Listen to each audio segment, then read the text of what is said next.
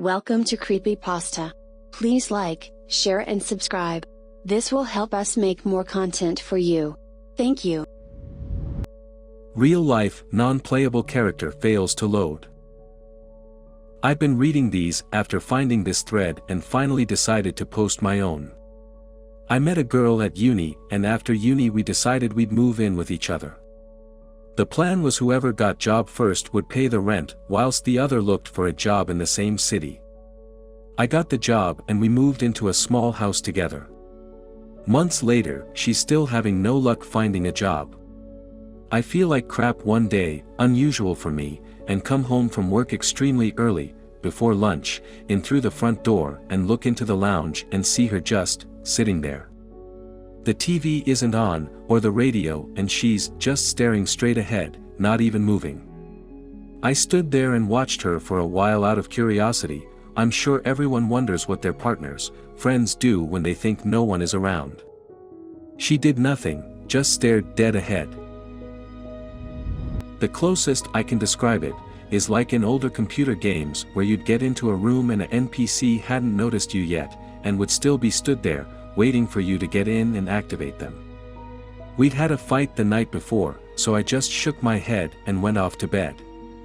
At around 4, I get up and go downstairs again and she's still there staring dead ahead, at which point I obviously worry and try to get her attention. Nothing I did, even shaking her or shouting, would wake her up from whatever it was, so I called my dad. He's a dentist but knows a lot about medicine generally, and asked him what I should do. He says he'll be round in 20 minutes, and to keep an eye on her till then. Around 4:30 she suddenly gets up, goes into the kitchen and starts doing chores, washing up and getting tea, etc. I follow her and watch, before asking her if she's okay, and she says she's fine pretty casually, like nothing had happened. I asked her what she'd been up to that day, and she launched into this long explanation of how she'd gone out job hunting and where she'd gone, and managers she'd spoken to that day. It was creepy. I told her what had actually happened and she looked at me oddly like I was the crazy one, insisted that she'd been out job hunting and had only just got back. I told her I wasn't judging her and it was fine that she hadn't been out job hunting, but I was worried and she had definitely been sat there all day. My dad came round and suggested she may have been having an absence seizure, which is a type of epilepsy. She had scans and nothing showed up, no tumors either, and since she didn't believe my story, things got pretty tense between us, especially because after possibly having an absence seizure, she had been banned from driving for a year. Over the next 6 months, before we broke up, I did some pretty odd things to try and prove what had happened, including booking days off work without telling her and then pretending to go to work, only to park around the corner, come home sneakily and then observe her. A lot of the time I'd find her stood there doing nothing again, but when I asked her about it, she'd still have these long explanations of what she'd done that day. It happened so often that I kind of got the feeling my girlfriend was only really on when people were around, and when she thought no one was around, she'd just go into a default off state until people got back. Weirdly, some of her stories were backed up, like she said she'd gone to meet a friend that day, and later when I checked with the friend she said that it was true. This is the only part I can't really explain to myself, and I've kind of just dismissed it as the friend being nice and trying to back up her. We broke up, though we're still friends, and I haven't mentioned it to her since. Still freaks me out though, and I worry about what other people are like when they think no one is around. Is this usual? Comments. Did you ever film or photograph her while she was hibernating? What you are saying is not only very creepy, but basically that she was at multiple places at the same time. Which is either impossible, which would mean her friends lied to you, or absolutely mind-blowing and deserving of proof. Whatever might be the case, great story. OP. I did video it, to prove to her that she was having some sort of problem. At the time it seemed a little insensitive to upload that footage to the internet.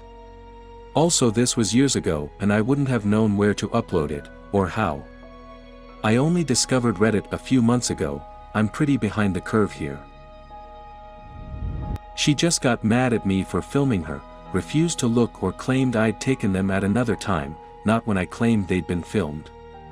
As I say, it got pretty tense.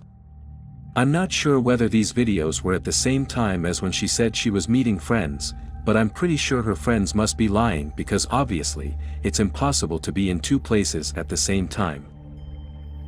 Not gonna lie, I do this sometimes. Not to the point at which people can't get my attention if they wanted, but sometimes when I think no one is around, I just blank out and stare off into space for hours at a time. It's sort of like meditation for me. I get lost in my thoughts, and eventually my internal monologue just stops and my vision goes gray out from staring at the same spot for too long.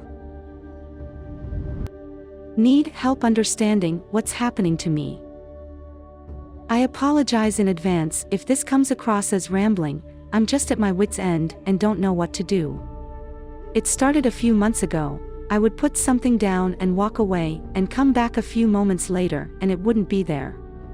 It would either be in a completely different place or would just seemingly cease to exist.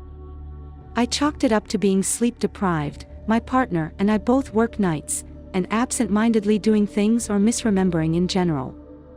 Then it got weirder. I was getting ready for date night and wanted to take a shower, but couldn't find my shaving cream anywhere. My shaving cream bottle is all white with a purple cap. I own nothing that looks similar to it in any way, and neither does my partner. He helped me search our small bathroom for over an hour trying to find it. Pulling everything out of the linen closet in the bathroom, checking every drawer and even the cabinet under the sink.